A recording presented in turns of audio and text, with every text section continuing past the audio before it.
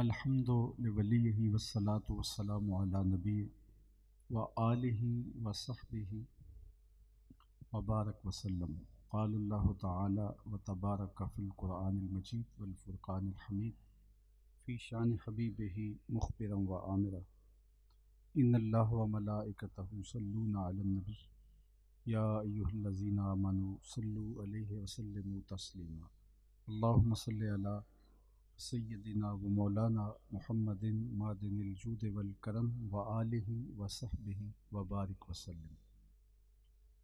حمد و تعریف و توصیف اللہ جل مجدہ الکریم کی ذات بابرکات کے لیے، جو خالق کائنات بھی ہے اور مالک شش جہات بھی۔ اللہ جل وعلا کی حمد و ثنا کے بعد حضور ختمی المرتبت، اللہ کے پیارے امت کے سہارے، رب کے محبوب دانائے غیوب، مالک رقاب امم، فخر عرب و عجم، والی کون و مکان، سیاہ لا مکان، سید انس و جاں، سرور لالا رخاں، نیر تاباں، سر نشین مہوشاں، ماہ خوباں، شہنشاہ حسینہ، تتمہ دوراں، سر خیل زہرہ جمالاں، جلوائے صبح ازل، نور ذات لم یزل، باعث تکوین عالم، فخر آدم و بنی آدم، نیر بطحا، رازدار ما اوہا، شاہد ما طغا، صاحب علم نشرہ، معصوم آمنہ، احمد مجتبیٰ، حضرت محمد مصطفیٰ صلی اللہ علیہ وآلہ وسلم کے حضور ناز میں اپنی عقیدتوں، ارادتوں اور محبتوں کا خراج پیش کرنے کے بعد، عالی مرتبت، ذی وقار، محترم مکرم علماء کرام، مشائخ اعظام، سادات کرام اور محترم مکرم سامعین و حاضرین، السلام علیکم ورحمۃ اللہ وبرکاتہ۔ میرے سے قبل جگر گوشائے محدث اعظم پاکستان حضرت قبلہ صاحب زادہ صاحب زیدہ مجدہ کی فکر انگیز باتیں آپ نے سماعت کی، اور اس سے قبل بھی آپ نے بہت سارے خطابات سماعت فرمائے۔ عالی مرتبت صاحبزادہ پیر معاذ المصطفیٰ زیدہ مجدہ کی دعوت پہ مجھے شرکت کا اعزاز حاصل ہو رہا ہے، اور میں سمجھتا ہوں کہ بڑے نورانی اور باوقار چہرے اسٹیج کے اوپر بھی اور سامعین میں بھی موجود ہیں۔ ہمارے مسلک کا نامور اور بہت بڑا نام حضرت علامہ پیر سید خلیل الرحمن شاہ صاحب زیدہ مجدہ کی زیارت کا شرف بھی نصیب ہوا، قرائے اعظام بھی ہیں۔ اب وقت بھی اتنا تھوڑا ہے کہ کسی عنوان سے اگر بات کو شروع کیا جائے تو شاید وہ پایہ تکمیل تک نہ پہنچ پائے، لیکن آج تقریب عرس بھی ہے اور بچوں کے سروں پہ عزتوں کی دستار بھی رکھی گئی ہے، اور میرے رب کا وعدہ ہے کہ جو میرا ہو جائے میں اسے پھر مرنے نہیں دیتا۔ من عمل صالحا من ذکر او انثی وہو مؤمن فلنحیینہ حیاۃ طیبہ، اس کو ستھری پاکیزہ زندگی عطا کرتا ہوں۔ دنیا کے اوپر کتنے لوگ آئے چلے گئے اور آج دنیا ان کا نام بھی نہیں جانتی۔ صاحبزادہ صاحب آپ کو اشارہ دے رہے تھے کہ دنیا کے کتنے جاگیردار جو آج یہاں اپنے آپ کو ناگزیر سمجھتے ہیں، اگلی نسل ان کا نام بھی نہیں جانتی ہوگی۔ آل ساسان نے 3150 سال تک ایران پہ حکومت کی ہے، یکے بعد دیگرے اس ایک خاندان کے 150 حکمران تخت نشین رہے ہیں۔ یہاں تو 5 سال کے لیے اسمبلیاں منتخب ہوتی ہیں اور 2-3 سال کے بعد حکومت ڈولنے لگ جاتی ہے۔ 3150 سال تک اس ایک خاندان اس کے مالک رہے ہیں، لیکن آج دنیا آل ساسان کا نام بھی نہیں جانتی۔ کسی ایک حکمران کا نام بھی، میں علماء کو چھوڑ کے عرض گزار ہوں، آپ ان کے نام تک سے آشنا نہیں ہیں۔ مشتاق نے کہا تھا کہ مٹ گیا مشتاق دل سے رنگ یاد رفتگاں، پھول مہنگے ہو گئے قبریں پرانی ہو گئیں۔ لیکن یہ کون لوگ ہیں جن کی قبریں بھی پرانی نہیں ہوئی اور عقیدتوں کے پھول بھی مہنگے نہیں ہوئے؟ میں اب گجرانوالہ سے آیا ہوں تو سڑک کے اس پار جہانگیر کا مقبرہ ہے جہاں حسرتیں برستی دکھائی دیتی ہیں۔ چھٹی کے دن وہاں لوگوں کا چونکہ پارک بن گیا ہے ہجوم ہو جاتا ہے، باقی وہاں آپ کو نہ قرآن پڑھنے والے لوگ ملیں گے، تاش کھیلنے والی ٹولیاں تو کہیں بیٹھی نظر آئیں گی لیکن قرآن پڑھنے والے لوگ نہیں ملیں گے۔ بالکل اس کے متصل ساتھ ملکہ نور جہاں کا مقبرہ ہے۔ جب بادشاہ تخت پہ بیٹھتا تو یہ پردے کے پیچھے بیٹھتی، اور کوئی فیصلہ اسے پسند نہ ہوتا تو کمر ٹھوکتی، تو بادشاہ کا فیصلہ تبدیل ہو جاتا۔ جس کے اشارہ ابرو پہ ہندوستان کی تقدیر کے فیصلے لکھے تھے، آج اس کی قبر بھی اندھیرے میں اور حسرتیں برس رہی ہیں۔ ان کی اپنی بیٹی زیب النساء کا شعر اس کے لوح مزار پہ لکھا ہے: بر مزار ما غریباں نہ چراغے نہ گلے، نہ پرے پروانہ سوزت نہ صدائے بلبلے۔ ہم غریبوں کی قبر پہ نہ کوئی چراغ جلانے آئے گا، نہ کوئی پھول ڈالنے آئے گا، نہ کسی بلبل نے گیت گانے ہیں اور نہ کسی پروانے نے پر جلانے۔ آج غریب بنے ہیں۔ ہندوستان کی تاریخ کا وہ بہت بڑا نام، جب چلتے تھے ہٹو بچوں کی صدائیں ہوتی تھی، لیکن آج بر مزار ما غریباں، یہ میں راوی کے اس پار کی کہانی سنائی ہے۔ اب پل پار کر جائیں تو ایک لوح مزار وہاں بھی ہے، وہاں تو لکھا ہے بر مزار ما غریباں نہ چراغے نہ گلے، اور یہاں لکھا ہے گنج بخش فیض عالم مظہر نور خدا، ناقصاں را پیر کامل کاملاں را رہنما۔ دن کو چلے جائیں ہجوم عاشقاں ہے، رات کو چلے جائیں میلہ لگا ہوا ہے، چھٹی کے دن چلے جائیں آپ کو ہجوم انسانہ نظر آئے گا، عید کے دن چلے جائیں وہاں عشاق کھڑے ہوں گے۔ یہ جو ماضی کے اندر بم دھماکوں کا سلسلہ شروع ہوا اور پھر اولیاء اللہ کے مزارات کو اجاڑنے کی سازش کی گئی، تو حضرت داتا گنج بخش علی حجویری کی چوکھٹ پہ بھی آپ جانتے ہیں حملہ ہوا، اور ساری رات لاشیں اٹھائی جاتی رہیں، ساری رات لاشیں اٹھائی جاتی رہیں، اور جب فجر کی نماز کا وقت تھا تو مسجد نمازیوں سے بھری ہوئی تھی۔ اسی سے تھوڑا وقت قبل مون مارکیٹ میں حملہ ہوا تھا اور بہت نقصان ہوا تھا۔ بعد میں اس کو جو ہے وہ بڑا محفوظ ترین زون قرار دے دیا گیا، باقاعدہ میڈیا پہ اعلان ہوئے کہ یہ باقی مارکیٹوں کی نسبت زیادہ محفوظ ہے اور یہ سیکورٹی کے اس کو حصار دیے گئے ہیں، لہٰذا بے خوف ہو کے آئیں۔ لیکن اس کے باوجود لوگوں کے دل میں اتنا ڈر بیٹھ گیا تھا کہ لوگ سیکورٹی کے حصار کے باوجود وہاں جانے کی ہمت نہیں کر رہے تھے۔ وہاں لاشیں گرتی دیکھی تھی، وہاں انسانوں کے بدن سے گوشت اڑ کے دیواروں کے ساتھ چپکتا ہوا دیکھا تھا۔ وہ خوف ایسا بیٹھ گیا تھا، وہاں جانے کے لیے لوگ آمادہ نہیں تھے۔ اور یہاں سحری کے وقت فرش دھویا گیا، اور جب فجر کی اذان ہوئی پورا لاہور امڑ آیا۔ میری مشاطگی کی کیا ضرورت حسن معنی کو، کہ فطرت خود بخود کرتی ہے لالے کی حنا بندی۔ تو یہ اللہ نے دلوں کے اندر محبت پیدا کی ہے۔ فَلَنُحْيِيَنَّهُ حَيَاتًا طَيِّبَةً، کہا میرا وعدہ ہے جو میرے ہو جائیں میں انہیں مرنے نہیں دیتا، انہیں ابدی اور سرمدی زندگی عطا کرتا ہوں۔ میں اگر آپ سے پوچھوں کہ جس زمانے میں میرے اور آپ کے آقا و مولا تشریف لائے تھے، اس زمانے کے خاقان کا نام کیا تھا؟ اس دور کا بہت بڑا شخص تھا، لیکن آپ کہیں گے کہ ہمیں اس کے نام سے آگہی نہیں ہے۔ چلو میں پوچھوں کہ اس دور کے کیسر کا نام کیا تھا؟ یہ اس دور کی سپر طاقت کا حکمران تھا، اس زمانے کا ٹرمپ کہہ لیجئے۔ لیکن آج شاید علماء کہیں، اور وہ بھی جن کا تاریخ سے گہرا ربط ہے، تو وہ نام بتائیں، ورنہ سب معذرت کر جائیں گے کہ جناب ہمیں اس کا نام نہیں آتا۔ اس دور کی دوسری سپر طاقت پرشین امپائر، اگر آپ پوچھیں کہ ان کے حکمران کا نام کیا تھا تو وہ بھی تھوڑے لوگ جانتے ہوں گے۔ اور اگر میں اس مجلس میں موجود سب سے کم عمر بچے سے پوچھوں کہ میرے حضور کے مؤذن کا نام کیا تھا، تو سر اٹھا کے بلال حبشی کا نام لے گا یا نہیں لے گا؟ اقبال تڑپ اٹھتا ہے، اقبال یہ کس کے عشق کا فیضام ہے، رومی فنا ہوا حبشی کو دوام ہے۔ تو میرے رب کا وعدہ ہے فَلَنُحْيِيَنَّهُ حَيَاتًا طیبہ، میں مرنے نہیں دیتا، فطرت ہستی شہید آرزو رہتی نہ ہو، خوب تر پیکر کی اس کو جستجو رہتی نہ ہو، موت کو سمجھا ہے غافل اختتام زندگی، یہ ہے شام زندگی صبح دوام زندگی۔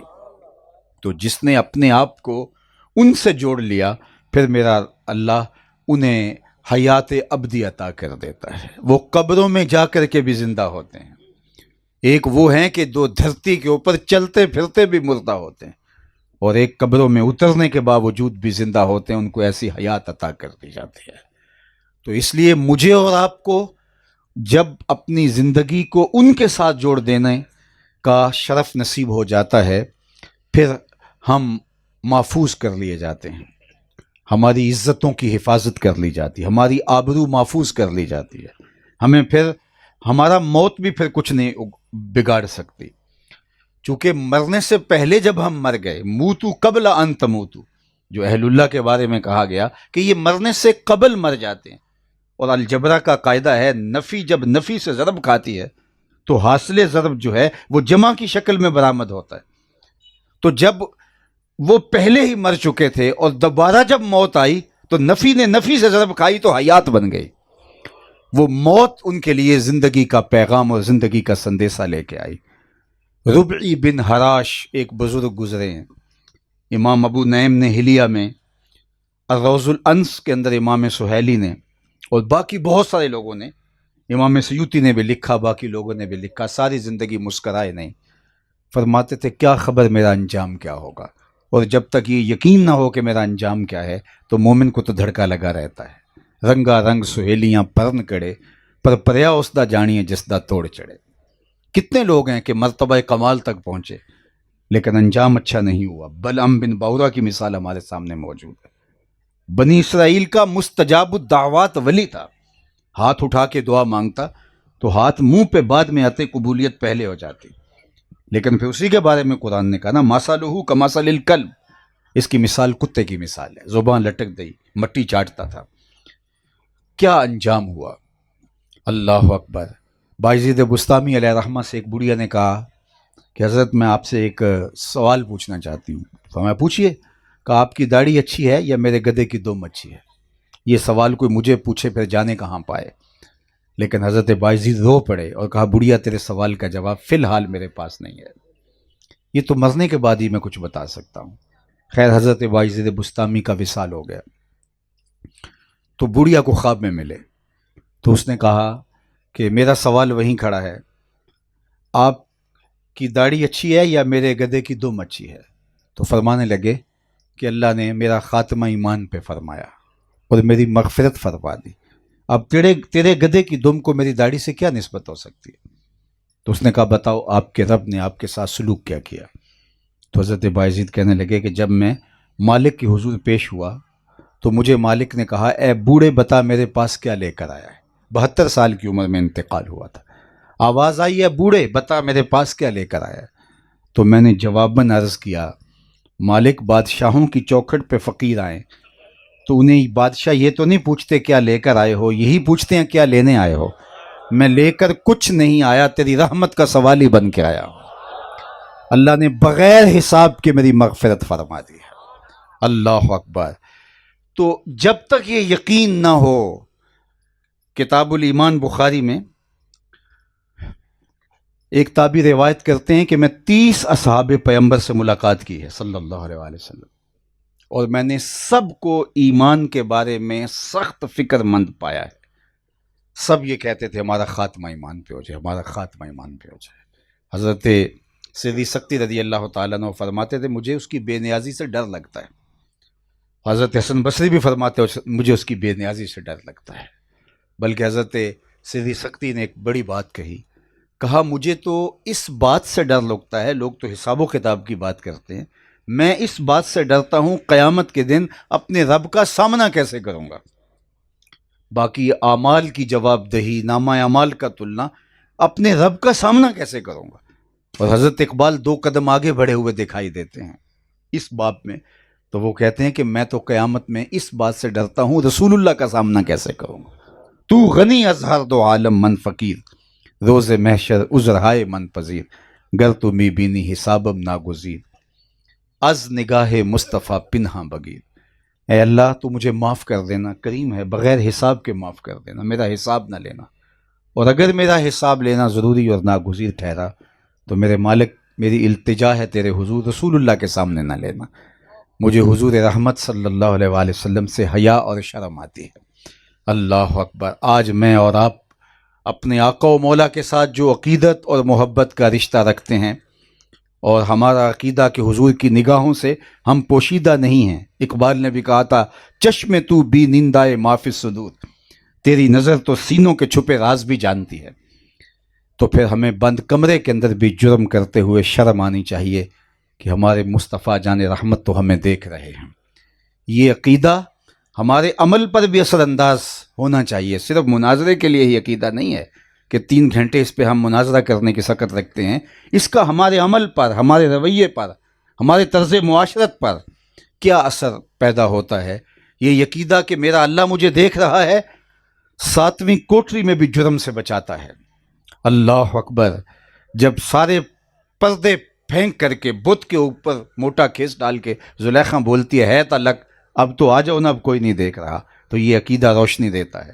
کالا معاذ اللہ، کہا میں اللہ کی پناہ میں آتا ہوں، اور تو اس بت سے بھی حیا کرتی ہے جس کی بے نور آنکھیں نہیں دیکھ پاتی، اور پھر بھی تو نے اس کے اوپر موٹا کپڑا ڈال دیا، میں اس رب سے حیا کیوں نہ کروں جو 7ویں کوٹلی میں بھی دیکھتا ہے، اور پھر اتنی روشنیاں برستی ہیں کہ گناہ کیا اس کا تصور بھی محال ہو جاتا ہے۔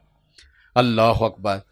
تو اپنے خاتمہ بالخیر کی دعائیں اور یہ ڈرتے رہنا، یہ وہ لوگ ہیں جن کی زندگی اللہ کے ذکر میں، اللہ کی عبادت میں گزری، اور وہ کہہ رہے سوال کا جواب فی الحال میرے پاس نہیں ہے۔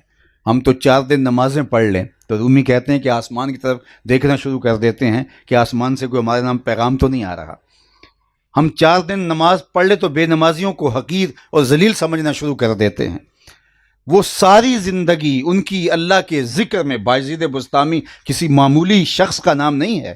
حضرت داتا گنج بخش علی حجویری علیہ رحمہ کشف المعجوب میں لکھتے ہیں، تصوف کے 10 بڑے اماموں میں سے ایک امام کا نام بایزید بسطامی ہے۔ اور اقبال بولے، کام لے بستام از تقلید فرد، اجتناب از خرد نے خربوزہ کرد۔ ساری زندگی خربوزہ نہیں کھایا، کہ خربوزہ کھانا تو ثابت ہے، کھانے کا طریقہ ثابت نہیں ہے۔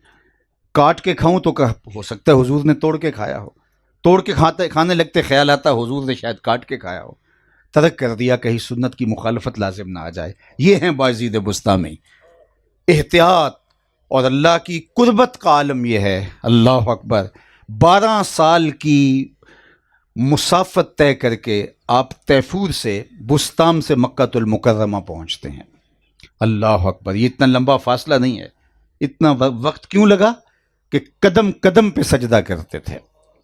12 سال کے بعد جب وہاں پہنچے اور پہلی نظر کعبۃ اللہ پہ پڑی تو حضرت بایزید نے نکاح کو جھکا لیا۔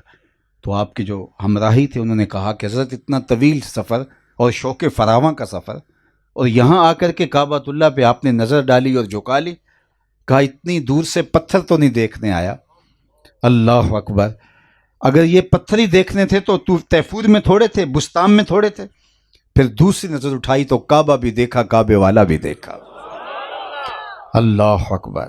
یحییٰ بن معین نے حضرت بایزید بسطامی کو خط لکھا، حضرت داتا صاحب کشف المعجوب میں سکر اور صاحب کی بات میں لکھتے ہیں، اور اس کے اندر لکھا، اس شخص کی کیا حالت ہے جس نے معرفت کے سمندر سے ایک جرعہ لیا، ایک گھونٹ پیا، اور ایسی مستی آئی کہ ابھی تک ہوش ہی نہیں آ رہی۔ انہوں نے حالت اپنے لکھی لیکن بصیغہ غیب۔ بزرگ اپنی حالت بھی بصیغہ غیب لکھتے تھے، اور آج ہم کسی کی بات کو اپنے ساتھ جوڑنے کی کوشش کرتے ہیں۔ تو حضرت بایزید نے جو جواب دیا وہ ان کی اپنی حالت تھی، لیکن انہوں نے بھی بصیغہ غیب لکھا۔ انہوں نے لکھا تھا، اس شخص کی کیا حالت ہے جس نے معرفت کے سمندر سے ایک گھونٹ پیا اور ابھی تک نشہ ہی نہیں اتر رہا۔ تو آپ نے اس کے جواب میں لکھا خط کے پیچھے، تو اس کا حال کیوں نہیں پوچھتا جو پورا سمندر پی کے پھر بھی ہوش میں پھر رہا ہے۔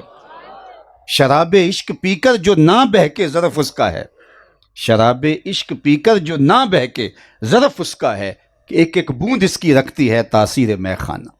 ملا علی قاری نے اس حدیث کے تحت کہ جب حضور جبل احد پہ گئے تو وہ جھوم اٹھا، تو آقا کریم نے ایڑ لگائی اور فرمایا کہ اثبت احد فإنما علیک نبی و صدیق و شہیدان، تو حضور نے جو ہے وہ ایڑ لگائی، میں ٹھہر جا، اللہ اکبر۔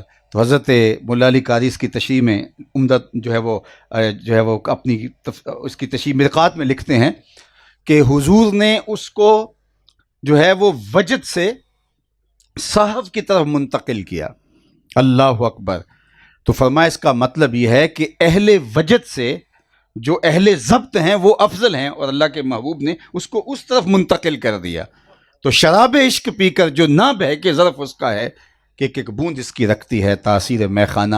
بات دور نکل گئی، بات کر رہا تھا کہ اس بڑھیا نے کہا، اذان سنتے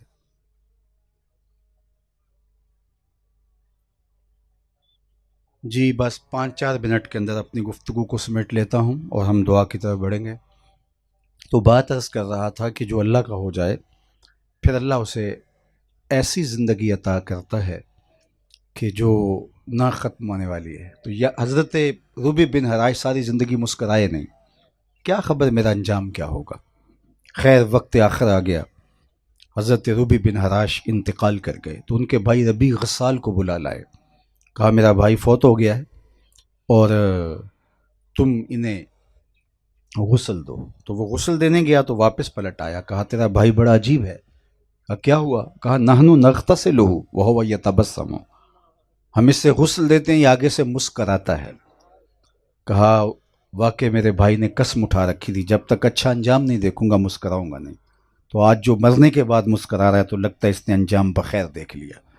اقبال نے بھی کہا تھا نشان مرد مومن باتو گوئم کیوں مر گائے تبسم بر لب اوست، تجھے اللہ کے بندے کی نشانی بتاؤں، جب موت آتی ہے اس کے لبوں پہ کامیابی کی مسکراہٹ پھیل جاتی ہے۔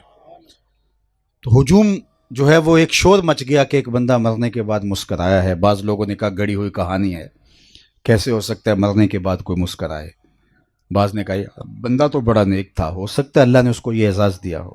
تو ایک بہت بڑا ہجوم جمع ہو گیا، اور کوئی شوق میں، کوئی زیارت کے لیے، کوئی تحقیق کے لیے، کوئی محض تماشائی ان کے گھر کی طرف رخ کر رہے۔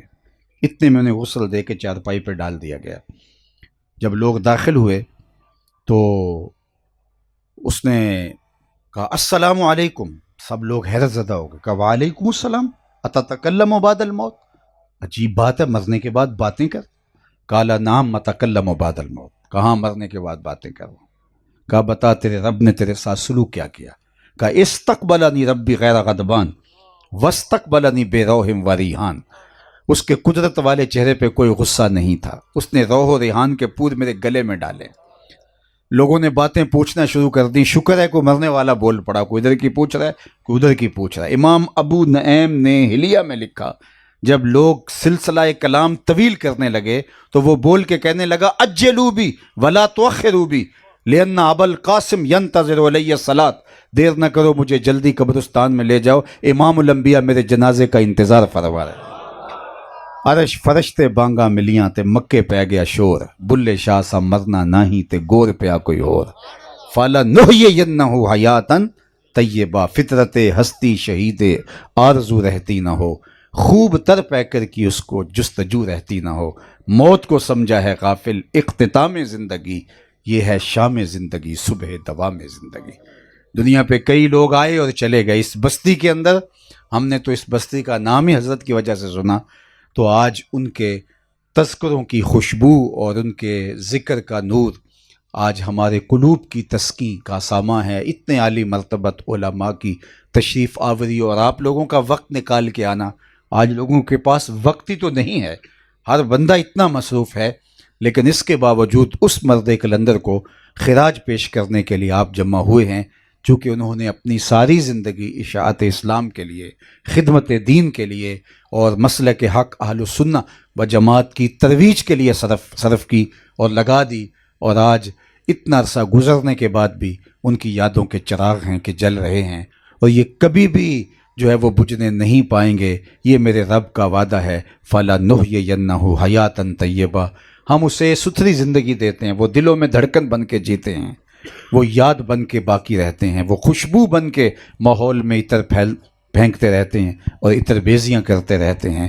اللہ جل شانہ ان کے نقوش پاکی برکتیں ان کی اولاد امجاد کو بالخصوص اور ان کے تلامذہ اور ان کے ساتھ روحانی نسبت رکھنے والوں کو بالعموم نصیب فرمائے، اور آج کی اس بابرکت پر نور نورانی مجلس رحمت کے اندر حاضری جو مجھے اور آپ کو نصیب ہوئی، اللہ اسے مستجاب اور قبول فرے، اور ہمارے واپس جانے سے پہلے پہلے اس اجتماع کی برکتیں اللہ ہمارے گھروں تک پہنچا دے۔